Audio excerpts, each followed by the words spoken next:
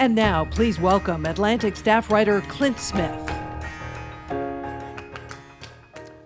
Over the course of 2 weeks in May 2017, I watched as 3 statues to leaders of the Confederacy, Confederate General P.G.T. Beauregard, Confederate President Jefferson Davis, and Confederate General Robert E. Lee, were removed from their pedestals in my hometown of New Orleans.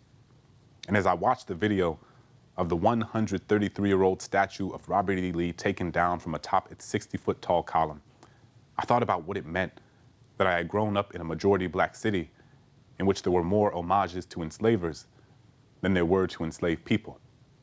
I wanted to understand how that happened and what the implications of such memorialization were. What did it mean that growing up, I drove down Robert E. Lee Boulevard to get to school, or Jefferson Davis Parkway to get to the supermarket? What did it mean that my middle school was named after a leader of the Confederacy? What does it mean that my parents still live on a street named after someone who owned more than 150 enslaved people?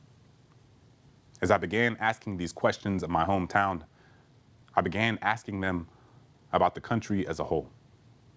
How do different parts of our country memorialize slavery? And how do so many still fail to?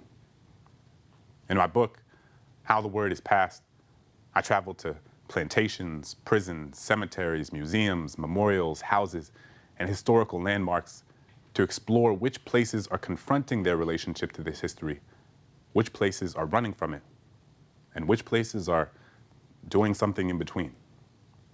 My June cover story for The Atlantic is an adaptation of one of my chapters, centered on Blandford Cemetery in Petersburg, Virginia. It is one of the largest Confederate cemeteries in the country and where the remains of more than 30,000 Confederate soldiers are buried.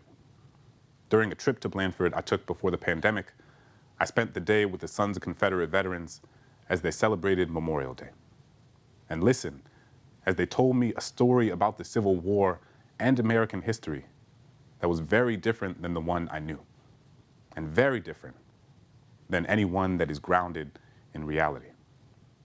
What became clear was that, for many of them, history isn't the story of what actually happened.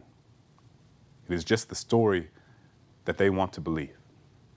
It is not a public story we all share, but an intimate one, passed down like an heirloom that shapes their sense of who they are.